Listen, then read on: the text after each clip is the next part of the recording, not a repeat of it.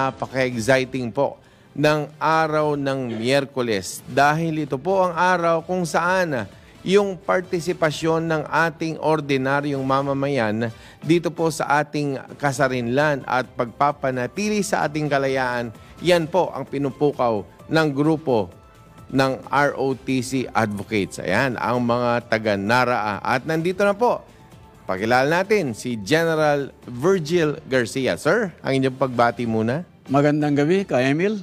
Isa pong mapagpalang pagbati magmula sa aming chairman ng National ROTC Alumni Association na si Major General Gilbert Yanto.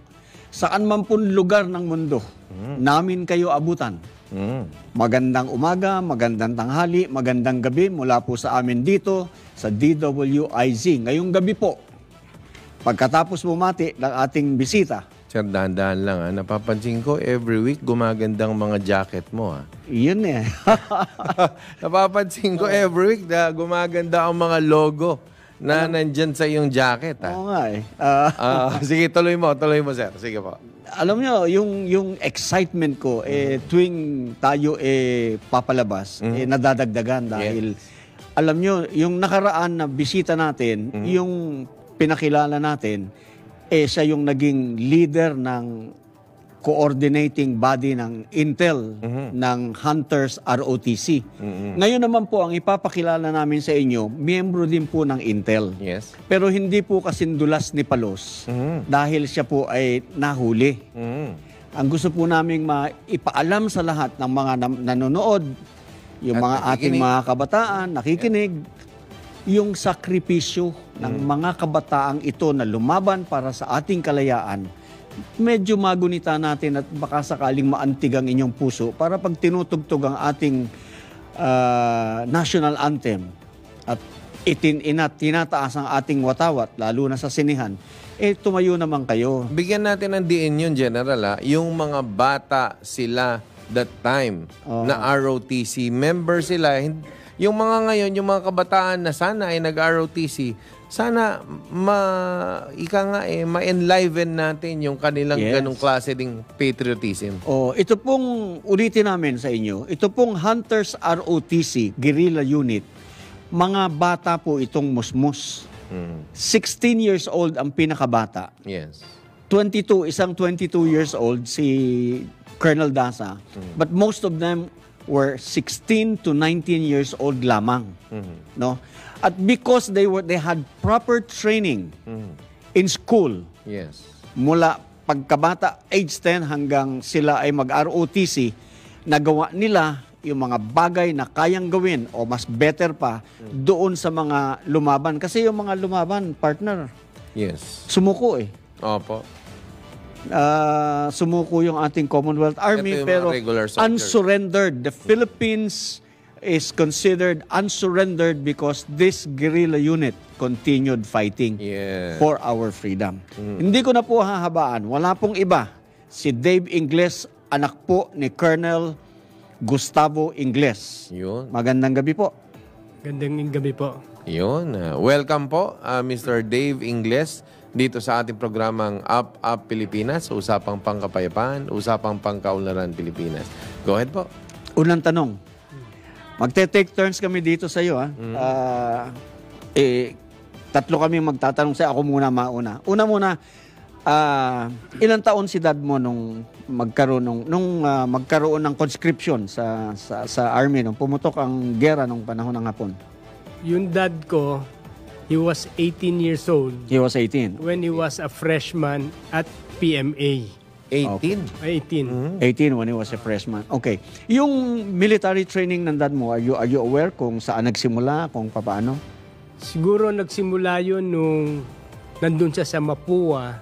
Okay. Member siguro siya nung ROTC. Okay. And then maybe because of that experience in the army, he wanted to pursue further military training kaya nag-apply siya sa PMA. Okay. And he was taken in, di ba? He was accepted. He was accepted. Okay, so paano siya naging part ng Hunters ROTC? Nung panahon po nung gera, yung first year at saka second year students ng PMA, pinauwi ni MacArthur at saka ni Quezon kasi mga bata pa. Yung third year and fourth year, yun ang lumaban sa Bataan. Yan Yung sila mga- yung napasok sa youth. They were conscripted. no? Conscripted, oo.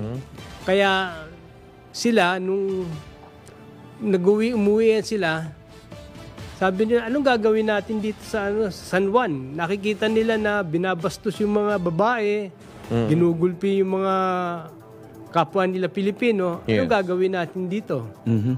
So, nagsama yan si Colonel Adiboso, si Mike Ver, at saka ang tatay ko, sapagkat sila'y dating PMA students. Eh, tama-tama, galing din sila San Juan, nag-usap-usap sila. Ano bang gagawin natin? So, nung inumpisahan nila, nagpastel-pastel muna sila ng mga poster sa mga simbahan, sa mga Ng party. against the Japanese. Okay. And then afterwards, nung sabi nila, parang wala naman tayong ginagawa rito. So we have to be effective. Gawa tayo ng guerrilla yung organization natin. Ngayon, nagsama sila na through the vision of Colonel Diboso, sabi niya, punta tayo sa Antipolo. Magawa tayo ng kampo doon para maumpisa natin tong guerrilla organization natin. So sabi nila, sino pa sasama natin? Yung mga kaibigan natin sa ROTC, gaya sa Suseri JRC. College. JRC yun dati. Oh. Tapos yung sa mga Ateneo, Lasal, yung mga Mapua. UST, Mapua, na mga kaibigan nila na atat din na gumawa ng lumaban sa Oo. contribution sa gera. Okay. So ayun ang unang mga 80 sila na umakyat sa Antipolo. So but before that, para ma-gather nila yung 80, ay yung gimmick nila paano ginawa nila, parang nag-arrange yata sila ng parang party ala cabaret Party, oo, something, di ba? Yung ganon. parang- So they kaya- can para disimulado. Tama kasi nga ang sabi nga ng tatay ko, akit tayo rin magpipiknik tayo. Ayun. Okay. Yung mga bata naman to, isipin nila, okay, good na Picnic. good time to, okay to. Tsaka mawawala tayo dito sa gulo dito. Akit sila ron. Hindi masyadong papansinin ng Hindi mga sila Hapon dahil mga bata. Mga bata. Mga So, teenagers eh. Oh. Tapos yung nangolekta sila ng mga delata. Yes. Tapos nung pagdating doon, naubos na yung delata nila. Ah. Kaya nag-isip na sila, ano magagawin natin dito? Doon na sinabi nila, Adiboso at saka ni Mike Ver, na gagawa tayo ng organization na guerrilla. Yan.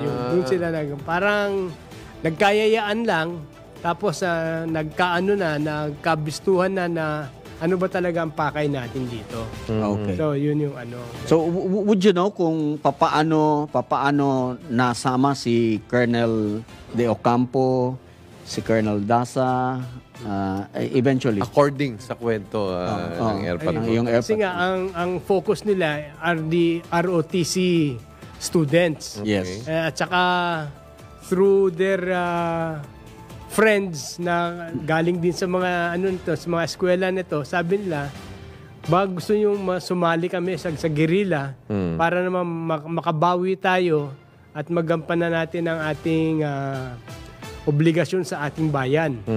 Kaya ito yung mga bata rin to, mga gusto talagang lumaban, makakita sila ng grupo na pwedeng salian, doon nagumpisa yung kanilang ganun lumaki ang Hunter sa ROTC. So naggrupo sila, they went up to Antipolo, di ba? Antipolo. Oh, so anong ginawa nila while in Antipolo? Unang-una, siguro, yung mga bata, yung mga ROTC, walang muwang eh. Pero ang nag-iisip talaga dyan, si Mike Ver at saka si Adiboso. Iniisip na nila, paano tayo, ang unang problema nila, yung pagkain. Yes. Okay. Ngayon, Di ba? Nagdala Pero yung sabi mo, Mr. Ingles, na yun lang ang iniisip nila. So talagang akala nila ganun lang, enjoyment lang enjoyment talaga. lang, oo. Oo, Pero, so they were there for the fun. Oo, they didn't know na gagawa na ng guerrilla organization sila Mike Ver. Pero sila Mike Ver at sa Adiboso, iniisip na nila saan tayo kukuha ng armas. Okay. So yun, because of that, na kulang tayo sa armas, inisip na pinlano nila i-raid yung mga schools na may ROTC, mga barel.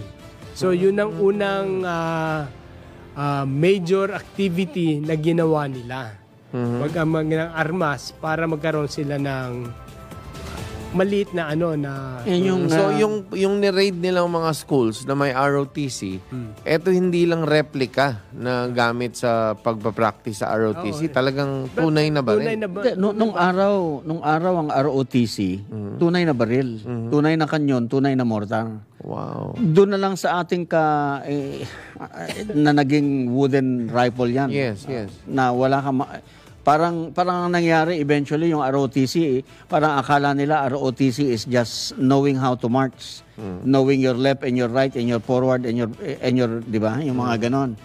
Nagbago Kaya nga sabi natin, if we're going to revive mandatory basic ROTC, yan po ang itsura ni Colonel Gustavo Ingles nung siya ay maging prisoner of war. Nadakip po si Colonel Ingles. Siya po yung naunang intel officer ng Hunters ROTC. At nung siya ay madakip na, dumating na si Colonel Dasa naman. And he was very effective. Yan naman ang picture niya sa PMA. Palayaw niya yung tabo. Tabo ang sa kanya. And these are the four guys. Si Colonel Frisco San Juan, pag susunod na linggo ang bisita natin dito ay si Congressman Popoy, naging congressman, governor, vice governor. Vice governor and now Yusek. Bilis naman. Yun. And now Yusek Popoy San Juan, siya yung magkikwento ng buhay ng tatay niya at kung papaano siya napasali sa Hunters ROTC. Hindi siya kasama originally Nauna pa si Colonel De Ocampo. So, tuloy natin, So, yung nakabuo na sila, nandyan na yung mga tao. Then what happened? Naghanap sila ng armas, di ba? Armas. Tapos noon, naisip nila na hindi tayo mabubuhay dito kung di natin nalalaman anong sitwasyon sa Manila. Yes. Okay. Kaya na-assign ng tatay ko na maging first intelligence officer ng Hunters ni Terry Adiboso.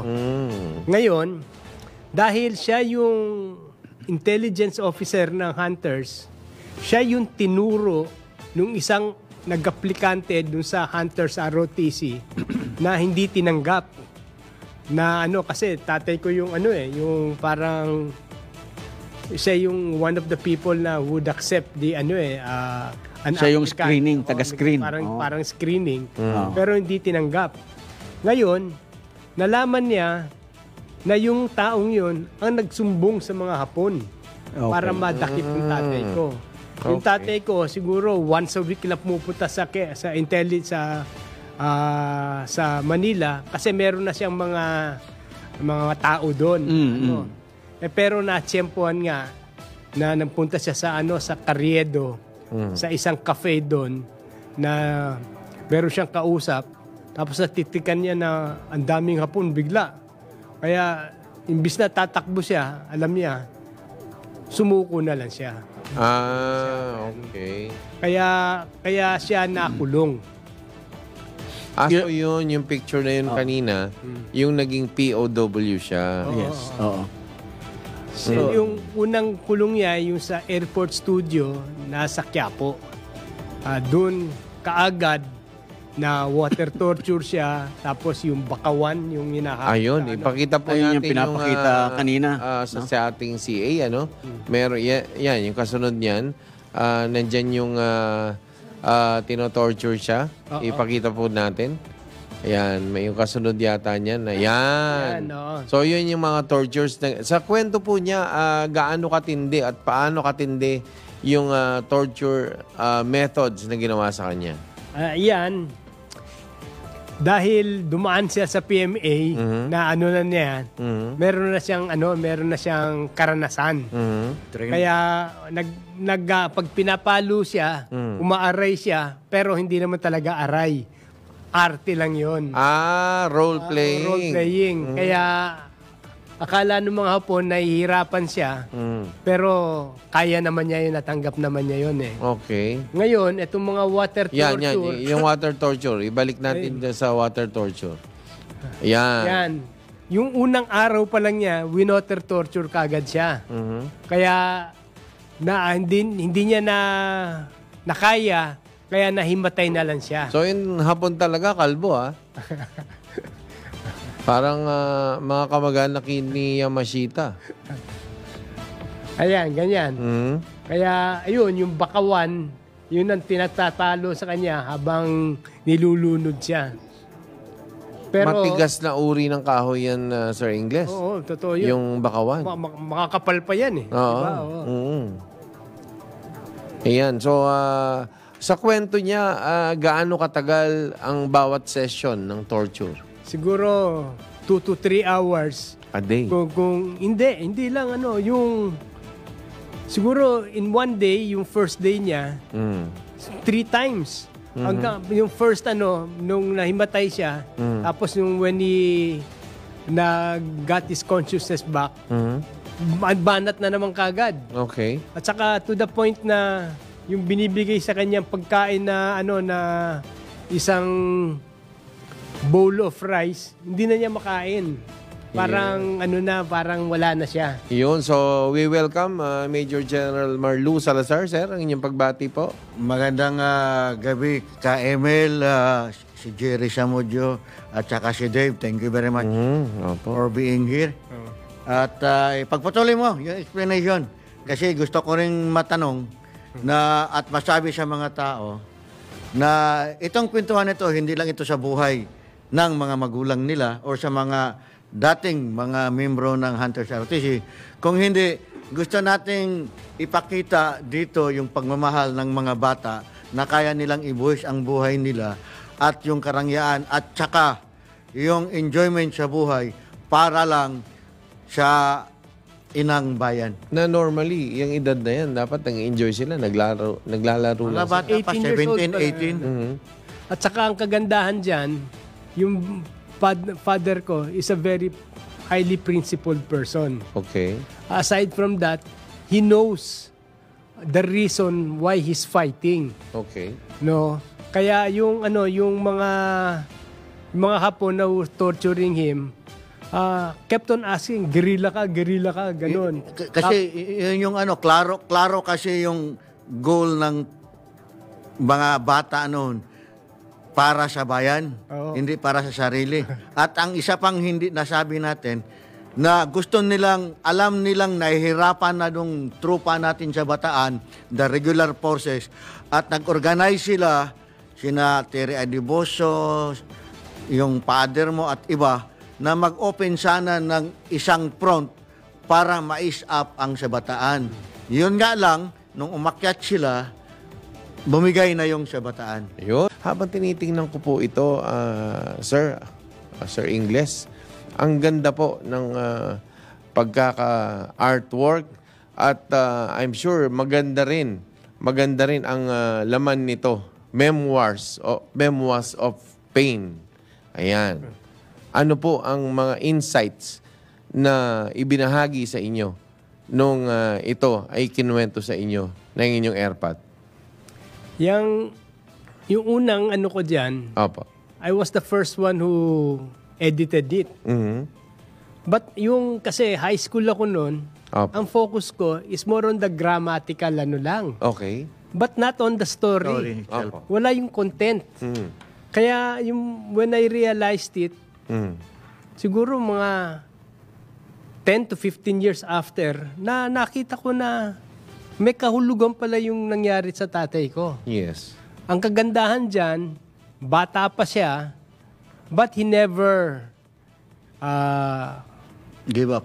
gave On that up goal. to the difficulty that the Japanese inflicted on him.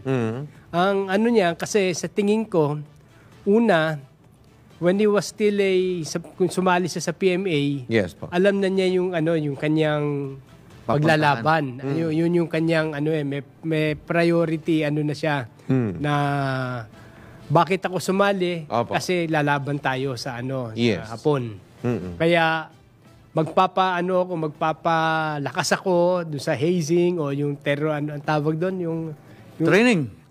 sa training yon nung regardless of the pain. Regardless kung anong ano. Kasi kailangan talaga yan Tapos yung number 2, yung pananampalataya niya sa Diyos.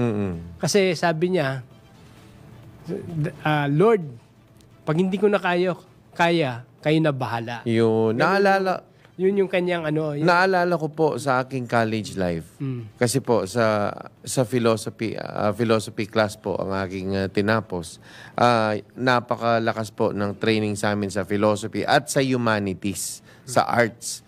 Ang isa pong naalala ko, yung art is an imitation of life or a reflection of life. Pero ito, parang kabaligtaran. Kasi imbes na imitation of life, ito'y reflection ng pagpapakasakit o ng sacrifices, and yet siguro merong something behind that sa kanilang paghihirap na sinare sa inyo, sir. Yung kagandahan dyan, in pain, Apo. you will realize your victory. Yeah. May acceptance ka na gadaan ka talaga sa ganyang kahirapan para ma-atim mo yung yung success mo.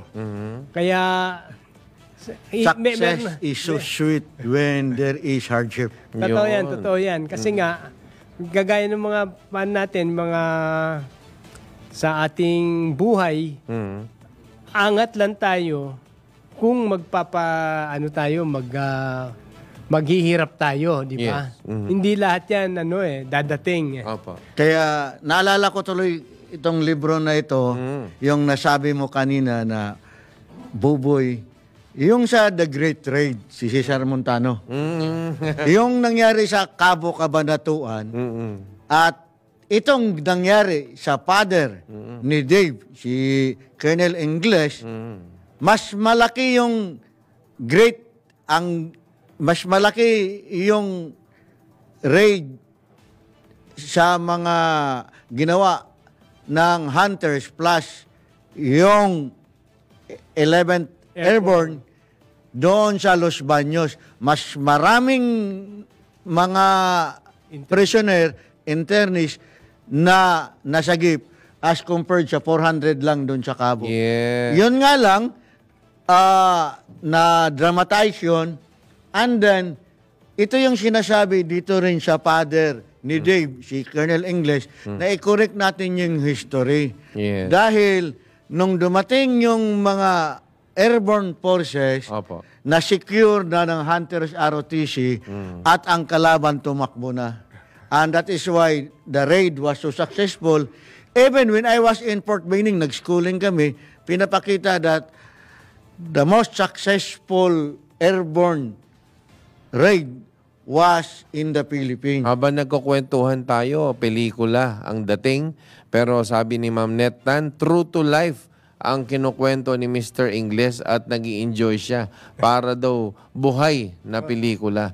So, kayo po, habang nagkukwento ang inyong tatay, how colorful po yung imagination ninyo at how real na parang naamoy nyo? Ganun po ba? Yung, alam mo, my father rarely shared to me his war experience. I only realized nga yung during his wake na yung kanyang ginawa niya sa gera. Kaya through yung sinakwento nila ni Colonel San Juan, Aldiboso, doon ko lang nalaman na may bayani pala ang tatay ko. Kasi nga sa pool pa lang tahimik na siya, very humble. At saka hindi siya nagyayabang. Na, kunyari, kwento niya na ilan yung napatay niya. He never said that. Yung ang ano niya, yung kuko niya na napatay nga because of the torture. Sabi niya, naipit yan during may bagyo. Nung kaya naipit yun, kaya nagkaroon ako ng ganyan. He never talk about his war experience. Kaya balikan natin yung Kimpitay, yun yung parang SS ng Germany, yung Kimpitay sa Hapon. Yung sa yung mga Hapon, grabe yan. Kasi pinag-aralan nila how to torture you eh. Opo. Una, bakawan muna ang tinamtina siya, tapos water cure, tapos dumaan siya sa electrocution, tapos starvation, tapos yung nakahang sila, na suspended, Yes. matagal. Tapos noon meron pang yung sa likod, yung nandito. Because of that his experience sa PMA, Yes, yung inehasing siya nung tinetraining sila, tawag dito ron. Tinetraining sila ng mga upper class nila. He was able to survive through it. Kasi nga, akala natin, nung bata tayo, pinahihirapan tayo. Tama talaga yun. Kailangan... Pinahihirapan tayo para lang mahirapan tayo. We didn't realize na may meaning pala yun. Yeah. So nabanggit po ninyo, nasa Intel ang airpot nyo. Oo. So kung nag-i-imagine kayo habang nagkukwento siya, ito ba'y parang James Bond? Kasi itong tanong ni Jenny Chu, sabi niya, sana po gawin yung pelikula parang James Bond ng Pilipinas. Hindi naman. Yung James Bond, maraming yan eh. Maraming theatrical yan eh. Pero ang tatay ko, simple lang. He just, closed his mouth. Tapos, he never squealed on his, kasi yun lang plaging sa kanya ng mga Hapon eh. Sino to? Wala, hindi ko kilala yan. Tapos ngayon, yung nagturo sa kanya na Pilipino, nandun din. Sinasabi ng Pilipino, kilala mo yan. Pero sabi ng tatay ko, hindi, bigay mo sa akin yung apelyido. Pero hindi mo bigay yung apelyido. To the point na ng mga Hapon, hindi na naniniwala dun sa dun sa Pilipino nagturo sa kanya. Kaya sabi niya, pag bumigay ako rito, maniniwala sila, lalo ako maano. So, maraming inosenteng buhay na madadamay. Ngayon, yun. Kasi nga, yung he is a top senior official of hunters. He knows a lot of things. Pero did you ever realize, Mr. Ingles, na dahil sa kanyang pagiging tight-lip, ang daming nailigtas niyang buhay? Pabatiin po natin ang ating bagong upong general. Ayan. Magandang gabi po sa inyong lahat. Ito po si General Calonzo. At lalong umiinit ang ating talakayan, ang ating usapan. Muntik ko na makalimutan. Sir Dave, gusto ko lamang itanong sa inyo, sa palagay nyo, ano yung pinakamahirap na pinagdaanan ni Papa nyo sa kanyang Torture. yung kanyang torture na dinaanan sa kamay ng mga Hapon noong panahon na yon? Alam mo, I think about six different tortures ang dumaan siya, no? Yung water torture, electrocution, yung hanging by the yung sa thumb, sa likod, tapos yung bakawan, tapos starvation, tapos yun, lang na naalpasan niya yon kasi nawawalan siya ng malay. Yes. Pero ang pinakamatindi sa kanya, yung paglalagay ng mga kawayan sa bawat daliri niya ng mga Hapon, tapos nun, tatanggalin pa yung kuko niya ng Kasi kaya siya takot na takot doon dahil una, yung sakit nun, hindi lang overnight eh. Kung hindi, months. Kasi permanent na sugat yon. Number 2, dire-diretso mawawala yung dugo niya. Yes po. Kaya pag ganun, manghihina siya at eventually baka mamatay siya. So yun ang pinakamatindi sa kanya. And yet, kahit na ganyang kasakit, hindi siya nag-squill. Hindi siya nag-squeal. At dahil po, hindi siya nag-squill at tight-lip siya, ang tanong ko kanina, ang dami niyang na-save na buhay. Did you ever realize na ganyang katindi ang naging sacrifice po niya? Kasi nga, he has to show his consistency na hindi niya alam ang Hunter's ROTC. Oras na magbigay siya ng pangalan, mako-connect na yan ng mga Hapon, tapos ngayon, dadami-dami pa yung question, di ba? Na kaya pinapakita niya na wala siyang alam sa Hunters, at saka ang connection lang yan siya, errand boy lang siya ni Adiboso at saka ni Mike Ver noon. Kaya utusan lang siya. Yes. Kaya at saka siya yung pinakabata eh. Nung among the three, siya yung pinakabata at saka yung itsura niya mukhang bata. Kaya medyo inosente pa talaga siya. Oras na magsabi siya niya na eto kilala ko, ayun, magko-connect na lahat yan, babalik na naman. Yeah, ano kaya ang tumulong sa kanya para malagpasan niya lahat ang mga pag-torture na yan? Anong sa palagay mong nasa loob niya? At Yung una, nasabi ko yata kanina na he's a very religious person. Kaya sabi niya, nasa tao ang gawa, nasa Diyos ang awa. Basta ako nag-training ako sa PMA, magpalakas, ganon, at saka lumaban ako. Ginawa ko lahat ng makakaya ko. Kung hindi ko na kaya, bibigay ko na sa Diyos yung lakas ko. Kaya ganon sa tingin ko. Meron pang, sa tingin ko, meron pang isang nag-uudyok sa kanya upang malagpasan niya lahat yan at magampanan niya yung kanyang role bilang isang intelligence officer, yung kanyang patriotism. Yeah, spirit of patriotism sa kanyang katawan, no? Yun ang talagang priority niya na pagmamahal sa bayan. Oras na magsumbong siya dun sa mga kasamahan niya, hindi na niya ginagampanan yung kanyang kamahalan sa bayan, di ba? Kaya sa tingin ko, yung consistency niya na he has limited knowledge at saka yung medyo hindi niya alam yung mga nangyayari, that saved him.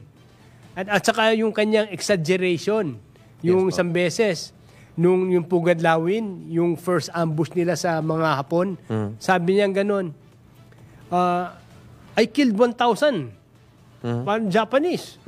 Kasi ang kulit-kulit ng mga Hapon ilan ba napatay mo? I killed 1,000. Pero in effect, ang sinabi niya ron, para lang matigil yung magtatanong ng mga Hapon, ginanunan niya. Pero ang tatanong nangyari doon, he was out of he was there yung sa ambush, pero yung mga other standard operations of the Hunters, lagi siya nasa bayan. Kaya hindi niya alam yung ginagawa ng plano ng Hunters. Kaya siya yung liaison din with the community. Yun. So, kumbaga, parang mind game na lang ginawa niya. Para lang matahimik lang itong mga makulit na nagtatanong, in-exaggerate na niya. Oo, kasi nga, 1 year siya ginugulpi. Saan makakaano nun? Siguro after 4 months o 6 months, kaya na nila yung pain di ba? Kaya siguro okay lang yan. Pero ang lang niya is consistency na he has limited knowledge at saka nag-exaggerate siya ng mga storya niya. Kaya yung mga Hapon din siguro, wala na tayong magagawa dito. Lahat na ng torture ginawa na natin, di pa rin nagsasalita. Kaya, ayun, siguro they gave it up. Pero Mr. Ingles, after all those horror stories na narinig nyo sa airpat nyo, ano po ang naging kanyang role sa inyong buhay bilang isang ama? After all those years na pinagdaanan niya, after all those difficulties, those tortures, unang-una ilang kayong magkakapatid? Siyam. Wow, sipag. Pero paano po siya bilang isang ama? He's a disciplinarian person. Siyempre, military background. Pero highly religious yan. Yes. Kaya nga, laging nagsisimba yan. At saka ang tawag sa kanya ng mga Hunters, si Obispo. Kasi nung unang ni-rescue sila sa New Bilibid Prison, siya yung nagli-lead nung mga nakaligpas na preso. Dumadawin sila sa isang field, open na open. Biglang tumigil. Nagrereklamo si Adiboso sa likod. Ano ba't tumigil tayo? Nandyan yung mga aeroplano. Sabi nga nung isa, Sir, si Colonel Ingles, lumuhod, nagdadasal. Bakit? 3 o'clock na nun. Yung 3 o'clock, ano yun? Yung 3 o'clock habit. Habit ngayon. Ganun siya Pero, that's why he was also became the Inspector General. Highly, disciplinarian. Yun. Kaya, hindi ako maano sa daddy ko na kasi sabi ko, his afterthought na lang na magiging model ko siya. Yun. Kasi I grew up na masyadong ma-discipline. Sabi ko, ba't ganito ang tatay ko? Masyadong Pero meron pala may reason pala yung ganon. Yun. Kasi para sa kabutihan din ng anak mo yun eh. Ayun. So, patapos na ang ating oras. Siguro, anyway, may next week pa tayo. Sir Rene, General Rene Calongso, sir, ang inyong pong mensahe, after all nang narinig nyo ngayon, ang inyong mensahe para sa ating advocacy ng ROTC. Yes, bago ko sabihin yung aking final words ngayong gabi, ay gusto ko munang batiin ang nanay ng aking mga anak na magse-celebrate ng birthday. Happy birthday! Sa Friday. Happy birthday, Ma'am Juliet. And sa mga members ng BBR Riders, magandang gabi sa inyong lahat.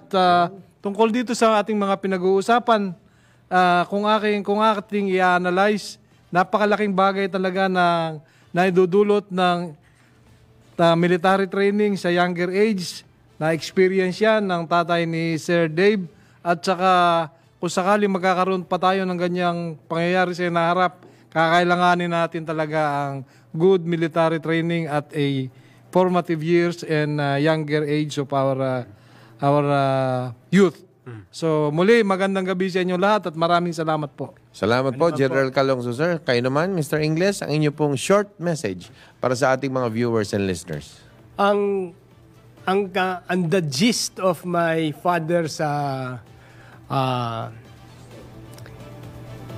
worthy experience is his military background. Opo. Kung di siya dumaan sa ROTC niya nung college o kaya nung PMA niya, hindi siya lalaban at saka hindi niya makikita yung value ng patriotism to the country. Kaya yung basic training ang kailangan talaga to have a perfect direction for your life. Kasi kung hindi tayo magkakaroon ng foundation ng background, hindi rin natin makikita yung relevance ng gagawin natin. So dapat magkaroon tayo ng clear understanding of why we are doing these things and for good of the country. Yun, maraming salamat po. At syempre, maraming salamat din sa mga nakinig at nanood sa atin ngayong gabi.